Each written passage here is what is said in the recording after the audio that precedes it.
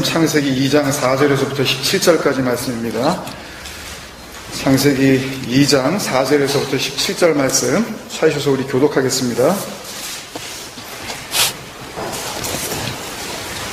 제가 4절, 여러분들 5절 그렇게 교독합니다.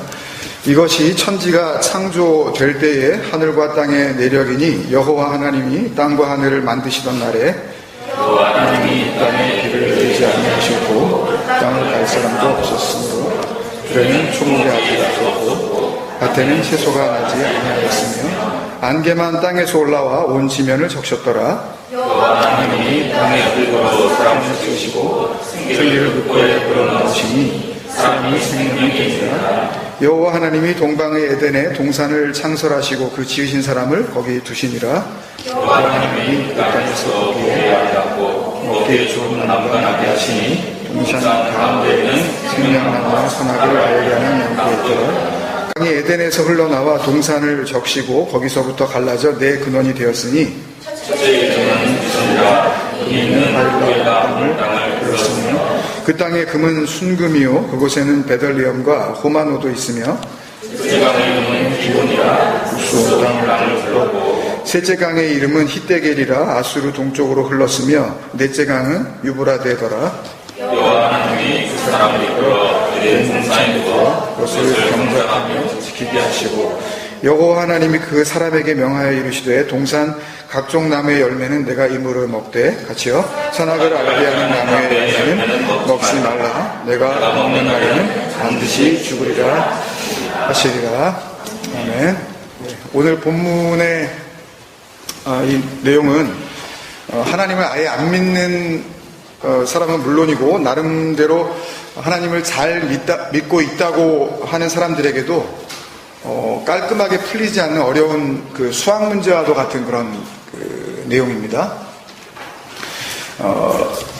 파라다이스 같은 그 동산을 만들어 놨으면 그냥 그걸 누리고 편안하게 이렇게 살게 하실 것이지 왜 그런 나무는 하나 만들어 놔가지고 죄를 짓게 만들었냐는 거죠. 하나님이 지으신 에덴 동산에 생명나무가 있는 거는 이해를 하겠는데 그 좋은 곳에 왜 먹으면 반드시 죽는다는 선악과가 있어야 했냐는 거죠. 선악과를 좋게 보는 겁니까? 나쁘게 보는 겁니까? 나쁘게 보는 거죠. 그렇게 나쁜 걸 둘레면은 차라리 눈에 안 띄는데 어디 한쪽 구탱이에다가 이렇게 갖다 처박아 놓으시든지 이렇게 그러실 것이지 동산 한가운데다가 자꾸 그냥 오다 가다 하면서 눈에 들어오게 표현이 그렇잖아요. 번역이 동산 한가운데다가 그걸 심어놨다고 그러지. 게다가 이제 뭐 나중에 3장 6절에 나오죠. 먹지 말아야 할 거면 그렇게 먹고 죽는 거면 좀 이렇게 맛없어 보이게 좀 만들어 놓으실 것이지 왜 먹음직스럽고 막 보암직하고 탐스럽게 만들어 놓고는 먹지 말라 그러면 사람 약 올리는 거 아니냐 이거. 그러니까 죄를 지을 수밖에 없는 그런 상황을 만들어 놓고는 죄를 지은 사람에게 그 책임을 묻는 게 하나님이라는 존재라면 그런 하나님을 어떻게 좋으신 하나님이라고 할 수 있느냐라는 거죠. 그죠? 그래서 그런 하나님이라면 나는 못 믿겠다 하는 사람도 있는 것 같고 그래도 나는 뭐 믿는다. 그런 하나님인데도 뭐 다 이유가 있겠지. 라고 하면서 믿기는 믿는데 그 선악과가 그런 좋은 곳 에덴 동산에 왜 있어야 하는지에 대해서는 누군가가 묻는다면 자신 없는 이유들을 이렇게 둘러대는 경우가 많죠. 여러분들은 어떠세요? 이 문제에 대해서? 확실하세요? 이거? 깔끔하세요? 교회 오래들 다니셨잖아요. 그러니까 그렇게 맛있어 보이게 이렇게 먹음직스럽게 그 열매가 달리게 해놓고서는 저거 절대 먹지 마. 먹으면 죽어. 하는 그 하나님을 어떻게 생각하시냐고요, 여러분들. 먹으면 죽을 걸 거기다가 굳이 만들어 놓으신 그 하나님이 좋은 하나님이 맞다고 생각하십니까, 여러분? 당연히 나쁘다고 말씀하실 수는 없겠죠. 왜? 나쁘다고 하면 결국 나는 뭘 믿는 게 되는 거니까. 나쁜 하나님 믿고 있는 것밖에 안 되는 거니까. 그렇다고 또 당장 좋다고만은 할 수 없는 게 뭐냐 하면, 좋다 그러면 뭐도 좋은 게 되는 거예요.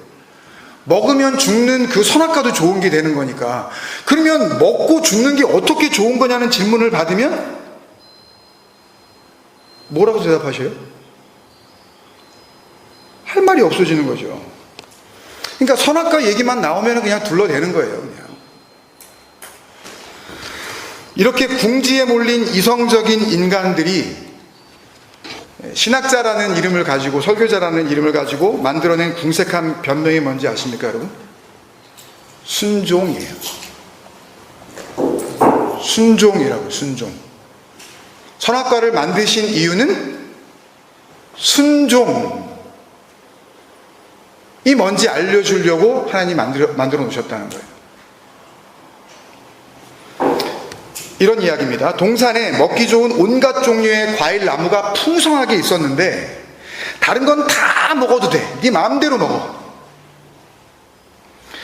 근데 하나님이 동산 중앙에 있는 선악과만 먹지 말라 그러신 거다. 그건 거의 무한에 가까울 정도로 놀라운 자유를 인간에게 주신 건데, 딱 하나, 그 놀랍고 엄청난 자유에 비해서 무시해도 될 만큼 아주 작은 그 제한이 선악과였던 거다.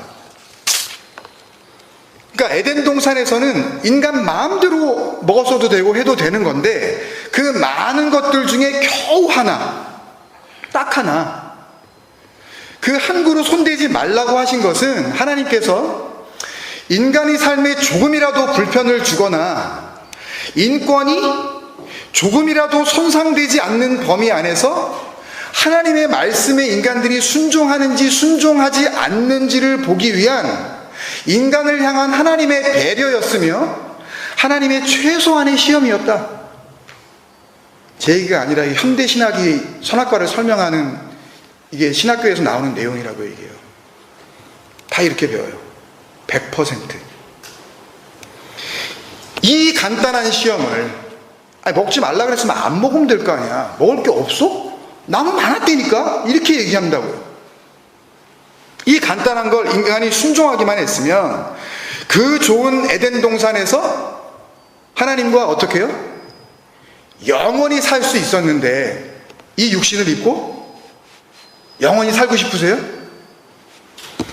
근데 그거 하나를 제대로 순종하지 못해서 이 세상에 죄가 들어오고 인간은 죽을 수밖에 없는 존재가 된 거다라는 얘기예요. 그게 선악과를 설명하는 현대신학의 이론이라고요. 그럴듯해 보이죠? 순종했으면 되는 건데. 그러면 결론은 이거예요. 하나님은 선악과를 왜 만들어 주셨다는 얘기죠? 하나님 말씀에 순종하는지 안 하는지를 테스트하기 위해서. 이런 걸 뭐라 그래요, 여러분? 먹지 마. 응? 먹지 마. 이렇게 뭘 해라, 하지 말아라 라는 이런 걸 뭐라고 부르냐고요. 예를 들어서 집에서 우리는 이런 거는 안 한다, 이렇게 뭐 정해놓은 거 이런 거 있잖아요. 그걸 뭐라 그래요? 규칙. 이게 사회적으로 보면 법이라 그러죠. 지켜야 되는 거. 빨간불이면 가지 말아야 되는 거, 자동차는. 네, 그런 거, 법. 성경에서 이걸 뭐라 그래요? 율법이라 그러죠. 그러면 이 이야기를 정리하면 이렇게 돼요. 선악과는 결국 뭐의 상징이에요? 율법의 상징이죠. 하나님의 먹지 말라는 그 규칙이 잘 지켜지는지 안 지켜지는지에 대한 그 기준이니까, 그거를 잘 지키면 죽지 않고 영원히 살 수 있는 거죠. 그러니까 그 이야기는 죽지 않고 영원히 살 수 있는 길은 뭐예요? 그 먹지 말라고 한 그 선악과를 안 먹었으면 되는 거예요. 다른 말로 하면 율법을 지켰으면 된다고요. 그러면 선악과를 두신 이유가, 에덴 동산에 그 선악과를 놔두신 이유가 사람이 하나님 말씀에 순종하는지 안 하는지를 확인하기 위해서다라는 그런 그 이론은, 영생은 안 죽는 거예요. 그죠? 영생은 결국 뭘로 얻어진다? 율법을 지킴으로써. 이게 맞는 얘기입니까, 여러분? 여러분들은 그 율법을 다 잘 지키세요? 그 하나님이 하라는 거 다 하시고 하지 말라는 거 다 안 하시고 그러시냐고요.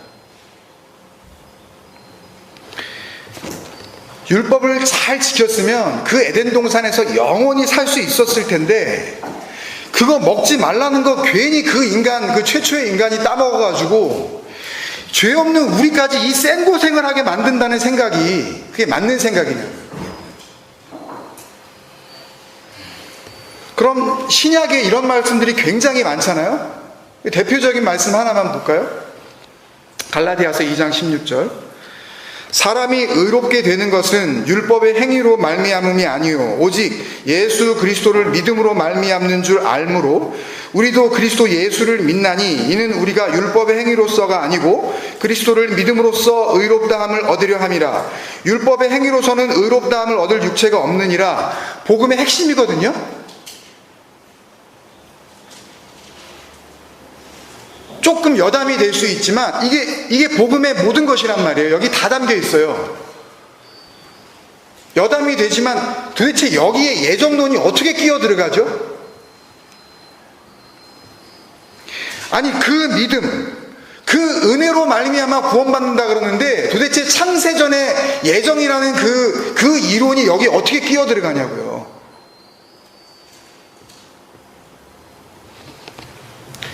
의롭다함을 얻는다 지금 계속 말씀하고 있는데요. 의롭다함을 얻는다는 말은 굉장히 중요합니다, 여러분.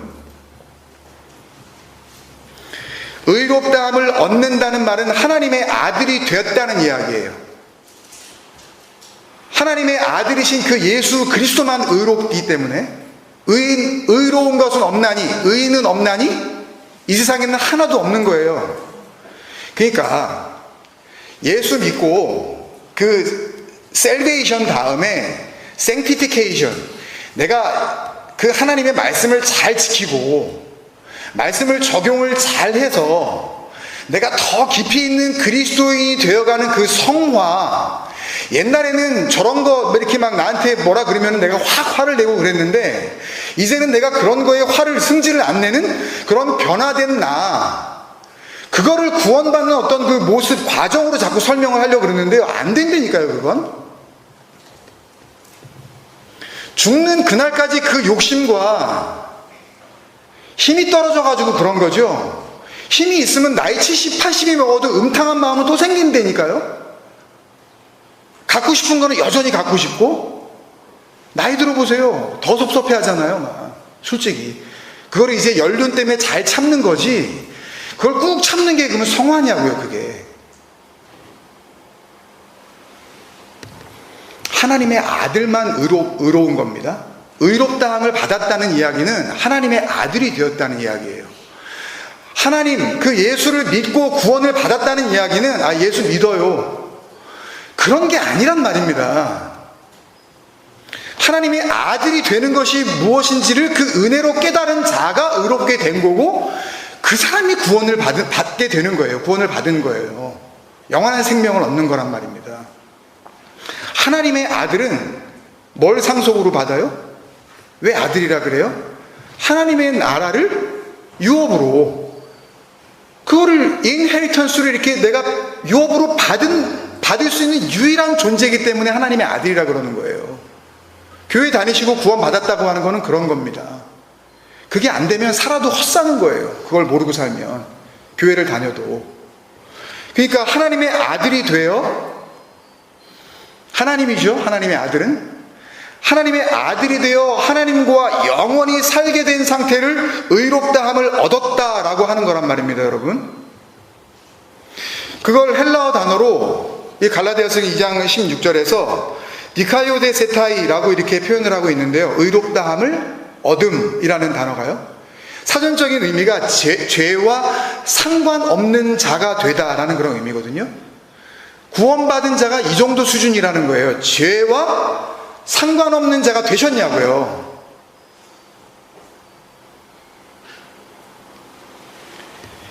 이런 의미의 구원이란 말이에요. 맨날 나와가지고 또 주님 제가 지난주에도 또 잘못했는데요. 뭐 그렇게 하면서 주일날은 뭐 와가지고 지난 6일 동안 지은 죄 털어내고 가는 그런 고해성사하는 시간이 아니란 말입니다. 교회에 나와서 기도하는 거는 그런 거 기도하는 거 아니에요. 그건 회개가 아니에요. 그냥 자기 혼자 자기 마음 위로하고 그냥 가는 거지. 그렇게 해서 의로워지는 게 아니에요. 그게 용서 회개가 아니란 말입니다. 회개라 그러지 마세요. 그런 걸 가지고.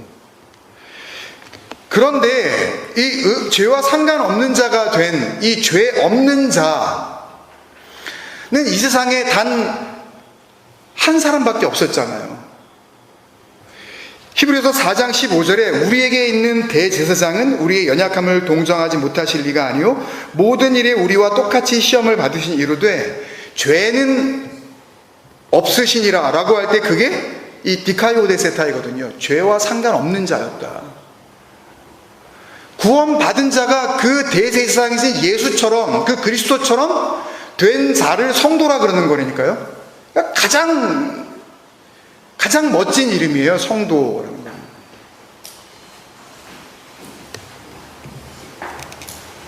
그러니까 갈라디아서의 이 말씀은요, 그렇게 예수님과 똑같이 아예 죄가 없는 상태가 되는 건 율법을 잘 지키는 걸로는 안 된다는 말씀이잖아요. 지금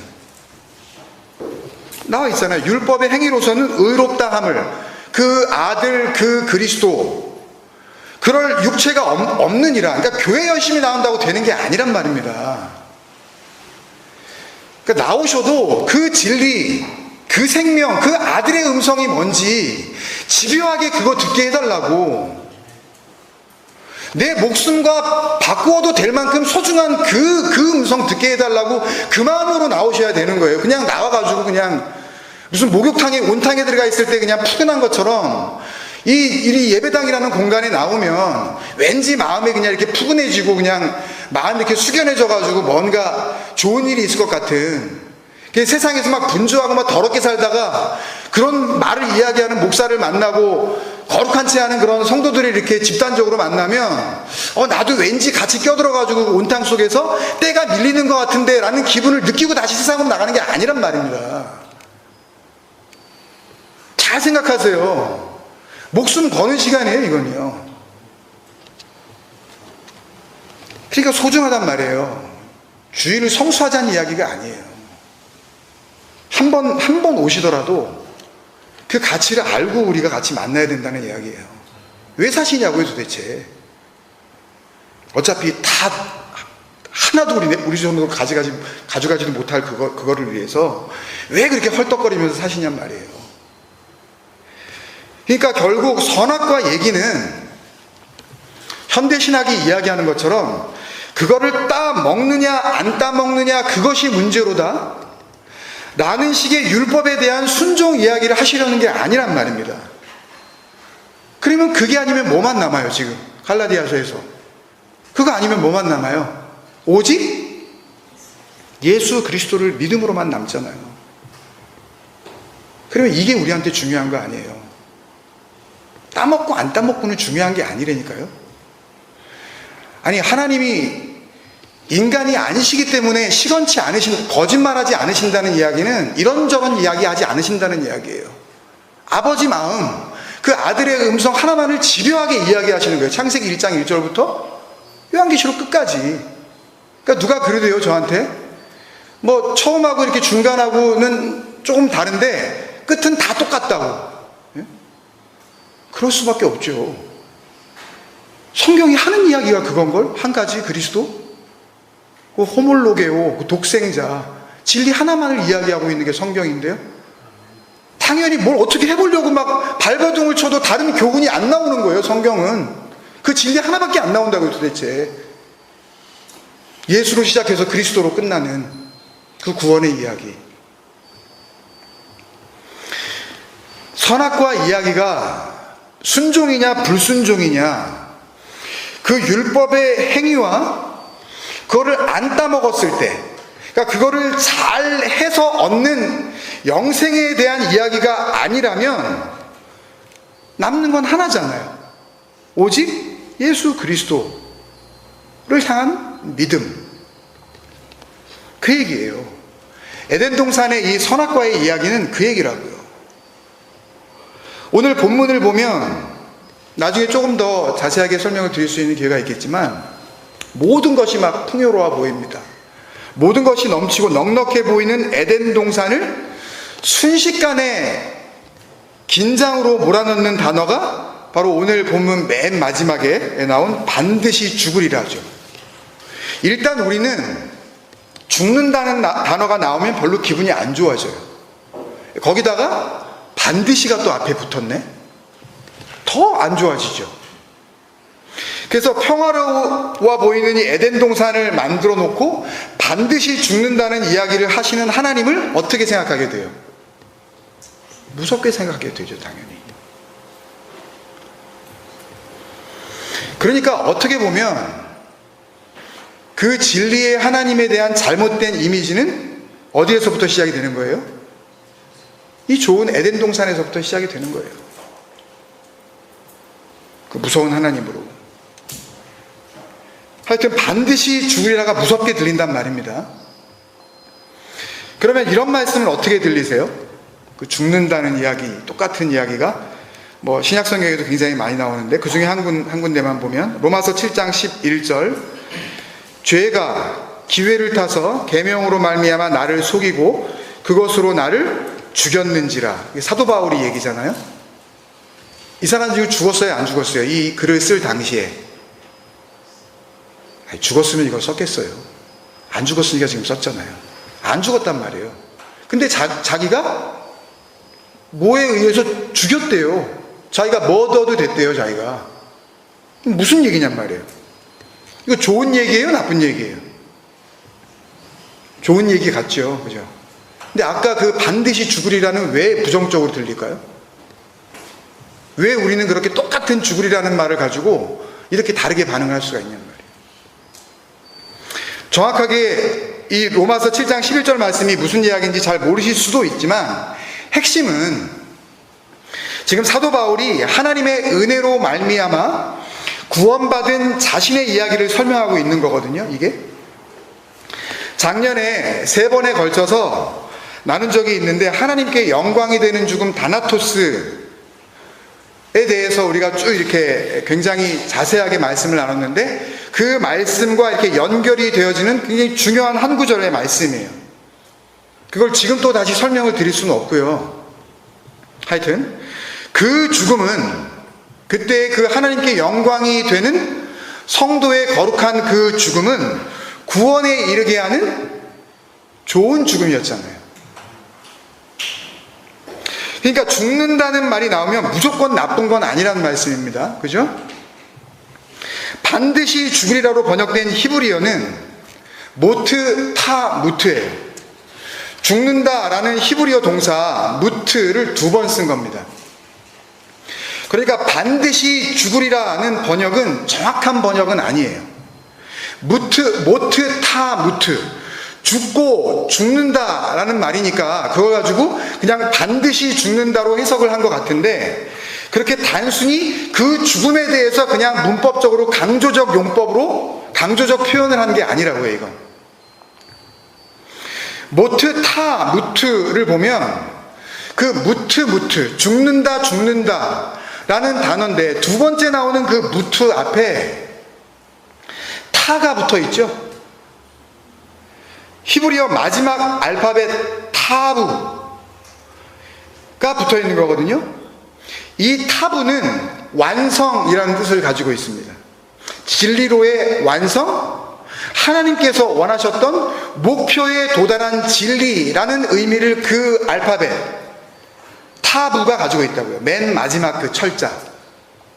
그러니까 무트, 타 무트는 죽고 죽는데 그 뒤에 죽음이 뭐가 되는 거예요? 완성의 죽음이라는 거죠. 타무트, 완성으로의 죽음, 온전한 죽음. 목표가 되어지는 그 진리로서, 진리가 되어진 그 죽음, 진리로 완성되는 그 죽음으로 죽게 된다는 그 말씀이에요. 그래서 이 히브리어 성경을 헬라어로 나중에 이제 그 번역을 하게 된 성경이 70인역이라는 성경이 있는데 헬라어로. 그래서 이 타무트를 뭐로 번역을 했겠어요? 타나토스로 번역을 했어요. 잘 번역을 한 거죠. 이건 좋은 죽음이라는 겁니다. 성도의 거룩한 죽음이라는 거예요. 영원에 이르게 하는 진리의 완성으로서의 죽음 말입니다, 여러분. 그리스도와 함께 죽고 그리스도와 함께 사는 그 영원에 이르게 하는 죽음, 그 참 좋은 죽음. 빨리 죽어야죠, 그 죽음은. 왜 하나님을 그렇게 믿을까 말까 망설이는지 아십니까? 그 진리의 완성으로서의 죽음이 뭔지 도대체 이 세상이 모르니까 내가 살아있는 상태에서 나와 별개의 세계에 있는 그 뭔가 나한테 좋은 걸 줄 것 같은 그 하나님을 믿어보려고 하니까 상황에 따라 믿으려고 하기도 하다가 별로 믿고 싶어지지 않다가 내 주머니가 두둑하고 내가 기도할 문제가 별로 없으면 그 하나님 별로 찾을 일이 없는 거니까. 그러다가 내 몸이 아프고 죽을 지경이 되면 그때 한번 뭐 좋은 일이 있을까라고 나가는 게 그게 하나님 믿는 거냐고요. 물론 그렇게라도 기회를 열어주실 수는 있습니다. 그렇지만 그때 기회를 주셨을 때 그 진리 하나님을 제대로 만나야죠. 껍데기만 또 핫으면 안 되는 겁니다. 그러니까 니네 이거 먹기만 하면 반드시 죽으리라. 이거는 니네 이거 먹기만 하면 다 죽여버릴 거야, 그런 얘기를 하시는 게 아니란 말입니다. 지금 이건 오히려 우리의 살 길을 말씀해 주고 계신 거예요. 그러면 이 무트와 바로 연결이 되어 있는 그 17절 바로 위에 16절 말씀부터 좀 더 원문에 가깝게 다시 읽어보면 이렇게 됩니다. 여호와 하나님이, 이건 제가 쭉 설명을 드렸죠. 뭐였죠? 엘로힘 여호와. 엘로힘 여호와는 뭐 하는 분이에요? 애굽에서 무거운 짐을 지고 있는 그 이스라엘 백성들을 빼내는 하나님. 처음 들으시는 것 같으세요? 그 여호와 하나님이 그 사람에게 명하여 이르되 차바라는 단어는 이렇게 오더, 인스트럭트 하는 게 아니라 말씀을 맡기는 의미예요. 이렇게 지명하여 부르시는 그런 의미입니다. 이건요, 그냥 단순한 명령이 아니에요. 그러니까 그 사람에게 말씀을 맡기시는 거예요. 그리고 그 동산의 나무의 모든 것을, 여기 열매, 실과 이런 말은 없습니다. 16절, 17절 전부 다 열매, 실과 막 이런 거 갖다 막 집어넣었는데 그런 말은 없어요. 그냥 그 나무의 모든 것, 그 나무의 모든 것, 그 모든 것은 완성된 것입니다. 그걸 제대로 먹으라는 거예요. 임으로 먹되, 여기 임의로, 영어 성경은 이걸 freely라고 번역을 했는데 이런 단어도 없어요. 그냥 아칼이라는 먹다라는 단어가 2번 쓰였습니다. 먹어 그렇게 쓰여 있어요. 그냥 임의로 먹되 이런 말은 없습니다. 굳이 해석을 하자면 먹을 것으로 먹어라. 그 동산의 나무에 완성된 것을 먹을 것으로 먹어라. 그게 니네가 먹을 거야. 격변화 때문에 아칼을 아콜토켈이라고 되어 있는데 먹는 것으로 먹어라는 그런 의미입니다. 그리고 17절에 선악을 알게 하는 나무로 먹지 않으면서 라고 되어 있어요. 선악을 알게 하는 나무로 먹지 않으면서 먹게 되면 그러면 무트 타 무트, 선악을 알게 하는 나무, 그게 뭐였어요? 율법이었잖아요. 이걸 설명드리려고 앞에서부터 그걸 계속 알려드린 거예요. 이걸 정확하게 이해하시고 그 받아들이시라고. 17절 다시요. 선악을 알게 하는 나무로 먹지 않으면서 그걸 먹게 될 때, 그때 어떻게 될 수 있다고요? 무트 타 무트, 죽을 수 있는데 그게 완성으로서의 죽음이야. 그 나무를 선악을 알게 하는 나무로 먹지 않으면 그러면 뭘로 먹게 되는 걸까요? 그 한 그루의 나무는 원래 뭐였는데 뭐로 심어놓았다고 그러셨어요? 네, 생명나무인 것을 동산 중앙에 선악을 알게 하는 나무로 심었다고 지난주에 말씀 설명드렸잖아요. 생명나무로 보는 거죠. 선악을 알게 하는 나무로 그걸 먹지 않으면 뭘로 먹겠냐고요, 그 나무를. 생명나무로 먹는 거죠. 에츠 하하이옴, 하나님이 흘려주시는 진리의 그 생명이 담긴 나무, 하나님께서 흘려주시는 진리의 생명이 담긴 그 나무, 하나님이 흘려주시는 그 진리의 생명, 이게 뭐예요? 언약이란 말입니다. 금요기도 때 계속 지금 설명드리고 있는 언약의 말씀. 그 언약의 말씀이 누구냐고요? 그리스도시잖아요. 그걸 설명하고 계신 거예요. 그 언약의 나무, 스타우로스, 그 생명나무, 그걸로 먹어야, 그러면 먹는 그게 내가 된다고 여러 번 말씀드렸죠? 내가 뭘 먹느냐가 나를 결정하는 겁니다. 그니 성경을 율법으로 먹는 자는 내가 율법이 되는 거예요. 그게 죄로 먹고 죄가 나오는 겁니다. 근데 이것이 율법이 아닌 생명으로 알고 그것을 먹으면, 그러면 내가 율법을 지키려고 하지 않고 그 생명을 품게 되어지는 거예요. 그게 은혜인 겁니다. 그걸로 먹어야 너도 그 생명나무가 되어 구원을 받을 수 있는 거예요. 죽어야 된다는 이야기입니다. 그 나무를 선악을 알게 하는 나무로, 그 율법으로 그걸 먹으면 안 돼. 그거 아닌 걸로 먹어야 돼. 말씀이 뭘로 보이니? 그 나무가 뭘로 보이니? 선악을 알게 하는 나무로 보이니? 그런 상태로 먹지 말라고 그러시는 거예요. 17절은. 잘 지켜야 할 율법으로 보이니? 아니면 그 나무와 하나가 되어 함께 죽어야 할 생명으로 보이니? 그 나무가. 그러면 왜 하나님은 그 생명나무를 그냥 생명나무로만 보이게 해 놓으시지? 거기까지는 내가 이해를 하겠는데 왜 헷갈리게 선악을 알게 하는 그 율법이라는 위험천만한 나무로도 보이게 하셨을까요? 이게 궁금해지잖아요. 정확하게 말하면 사람 눈에는 그렇게 밖에 안 보여요. 선악을 알게 하는 나무로만 보인다고요. 성경책을 갖다 주는 순간 모든 인간은 그거를 잘 지켜야 할, 적용하려고 들잖아요.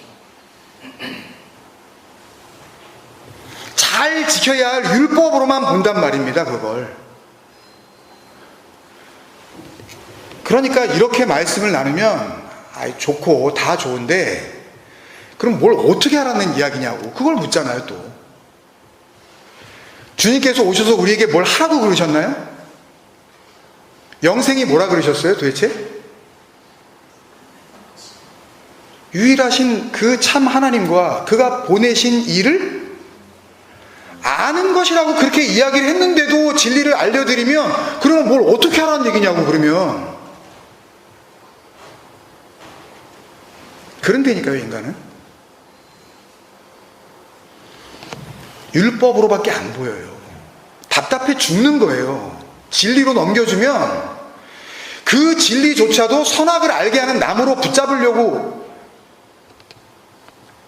환장한 인간들이 세상에 있는 자칭 그리스도인들이라니까요. 하나님이 무슨 말씀을 하시든지 간에 그거를 잘 지켜야 할 율법으로 밖에는 보이지 않는다고요, 사람 눈에는. 왜 처음부터 말씀을 생명으로 보지 못하고 율법으로 밖에는 볼 수가 없었던 걸까요? 왜 그렇게 만들어 놓으신 걸까요, 인간을? 하나님이 이렇게 만들어 놓으신 거예요, 우리를. 실수로 그냥 어쩌다 보니까는 뭘 잘못하셔서 그런 게 아니라 그 이유가 있으셔서 그렇게 만들어 놓으셨다니까요. 그러니까 그 진리를 보지 못하는 나를, 내 가슴을 치면서 나는 왜 이렇게 안 들리지? 나는 왜 이렇게 모르겠지? 이러실 필요가 하나도 없어요. 그렇게 지으셨다니까요, 우리를. 근데 그 이유를 알아야 됩니다. 그 이유도 바울을 통해서 알려주셨는데 같이 그 말씀을 읽고 말씀을 마치겠습니다. 로마서 3장 20절 말씀이에요. 로마서 3장 20절 말씀 제가 읽을게요. 그러므로 율법의 행위로 그의 앞에 의롭다 하심을 얻을 육체가 없나니 율법으로는, 이게 뭐라 그랬어요? 이게 뭐라고 말씀드렸어요? 선악을 알게 하는 그 나무로는 뭐 어떻게 하라고요? 죄를 깨달으며. 선악을 알게 하는 그 나무를 두신 이유는 율법으로는 진짜 죄가 뭔지, 니네가 생각하는 그 알량한 그 지식을 가지고 에이 저건 좋은 거, 저건 나쁜 거, 이건 맞는 거, 그건 틀리는 거, 그런 거 말고요, 하나님이 생각하시는 진짜 죄가 따로 있다니까요. 그 진짜 죄가 뭔지, 그 죄의 자리를 떠나 의의 나라로 오라고. 그 진짜 죄가 뭔지 깨닫지 못하면 의의 나라로 못 가는 겁니다, 여러분.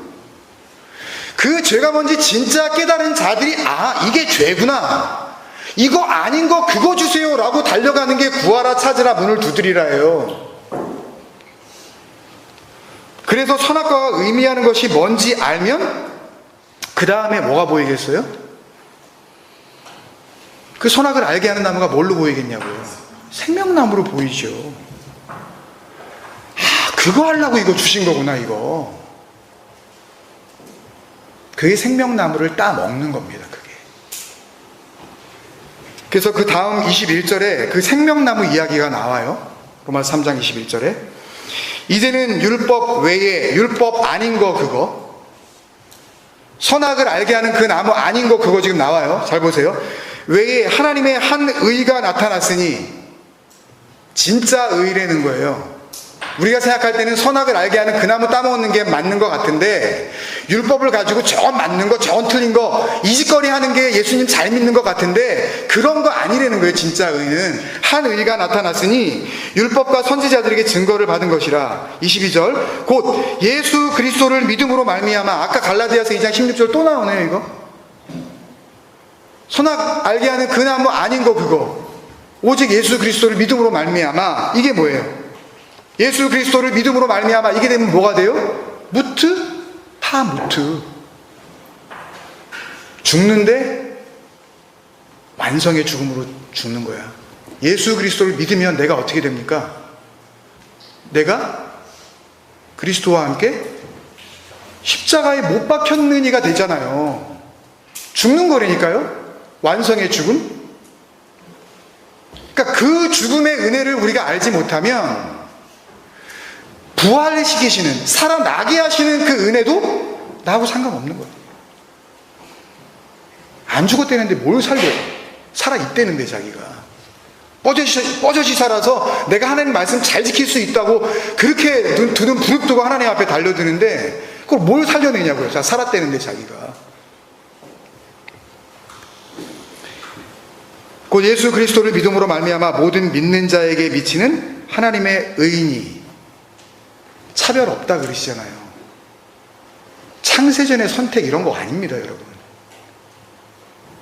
그런 엉뚱한 이론에 사로잡히지 마세요. 그 근거를 알면 정말 그 배설물 같은 거예요. 그런 이론들은.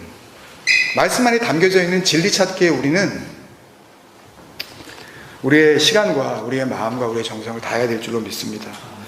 선악과는 나쁜 게 아닙니다, 여러분. 그 선악과를 통하여 죄가 뭔지 알면, 그러면 내가 따먹은 그 선악과가 생명나무였다는 것을 알고 그 영원한 시간으로 인도함을 받게 되는 겁니다. 그 여호와 엘로힘, 우리를 속량하시려는 그 하나님께서 구원의 이야기를 이 말씀 안에 진리로 감춰 두신 줄로 믿습니다. 이 은혜가 여러분의 삶 전체에 능력으로 임하시기를 주님의 이름으로 축원드립니다. 우리 같이 한번 찬양 드릴까요? 맨 마지막에 뒤에 그 후렴 부분만 같이 찬양했었는데요. 어린 양 찬양하리 내 평생 그 하나로 충분해요. 그 앞에 내 모든 것 나의 생명까지 다 주님 앞에 드립니다. 이게 무슨 말장난처럼 그냥 하나님 뭐 나를 봐두옵소서 뭐 이 정도가 아니라, 오늘 그 모트 타 모트, 그 율법의 나무를 앞에 두고 내가 어떻게 그 나무 앞에 죽어져야 하는지, 그 진정한 죽음의 은혜를 안 자들이 부르는 그런 믿음의 고백이 됐으면 좋겠어요, 여러분. 그 은혜가 아직도 마음에 잘 와닿지 않으시는 분이 있다면 이 찬양 속에서 하나님께서 그 진리의 생수를 여러분들 마음 가운데 흘려주시기를 바랍니다. 한번 같이 찬양하겠습니다. 내 모든 것 나의 생명까지.